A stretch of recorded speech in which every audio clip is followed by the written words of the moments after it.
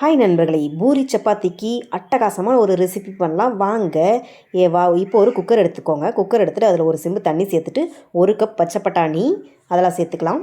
சேர்த்துட்டு ஒரு 3 உருளைக்கிழங்க எடுத்து கழுவி சேர்த்துக்கலாம்.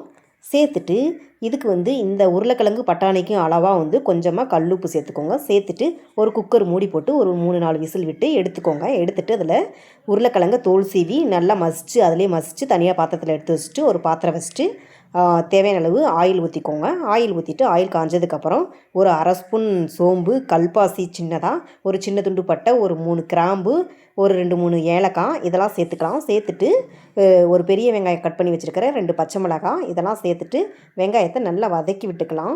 கொஞ்சம் ஒரு 2 கொத்து கருவேப்பிலை சேர்த்துக்கலாம். சேர்த்துட்டு வெங்காயத்தை நல்லா வதக்கி விட்டுக்கோங்க. நான் பெரிய பெரிய பச்சை மிளகாய் தான் சேர்த்துருக்குறேன். காரம் நல்லாவே இருக்கும். இப்போ தேவையான அளவு உப்பும் சேர்த்துக்கலாம். நம்ம உருளைக்கிழங்கு பட்டாணிலையும் சேர்த்துருக்கோம். அதுக்கு அளவாக பார்த்து சேர்த்துட்டு வெங்காயத்தை நல்லா வதக்கிட்டாச்சு. இப்போ ஒரு ஸ்பூன் இஞ்சி பூண்டு பேஸ்ட்டு ரெடி பண்ணியிருக்கேன். அதையும் சேர்த்துட்டு நல்லா பச்சை வாசனை போகிற அளவுக்கு நல்லா வதக்கி விட்டுக்கோங்க. பாருங்கள், வெங்காயம் எல்லாமே நல்லா வதங்கிருச்சு. இப்போ ஒரு 3 தக்காளி, சின்ன சின்ன தக்காளி எடுத்து நீளமாக கட் பண்ணி வச்சுருக்கிறேன். அதையும் சேர்த்துக்கலாம். அதையும் சேர்த்துட்டு 2 பெரட்டி விட்டுக்கலாம். பெரட்டி விட்டுட்டு ஒரு மூடி போட்டு 1 நிமிஷம் மூடி வச்சுக்கலாம். தக்காளி வதங்கட்டும்.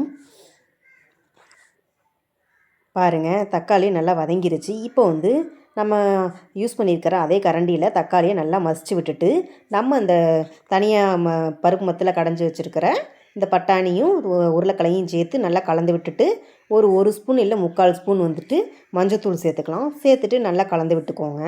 கலந்து விட்டுட்டு இப்போ நம்ம அந்த உருளைக்கிழங்கும் இந்த பச்சை பட்டாணி வேக வச்ச தண்ணியை தான் எடுத்து வச்சுருக்கேன். அதுலேயே கொஞ்சம் அளவு ஒரு 1/2 கிளாஸ் சேர்த்துக்கலாம், இல்லை 1 கிளாஸ் சேர்த்துட்டு நல்லா கலந்து விட்டுக்கோங்க.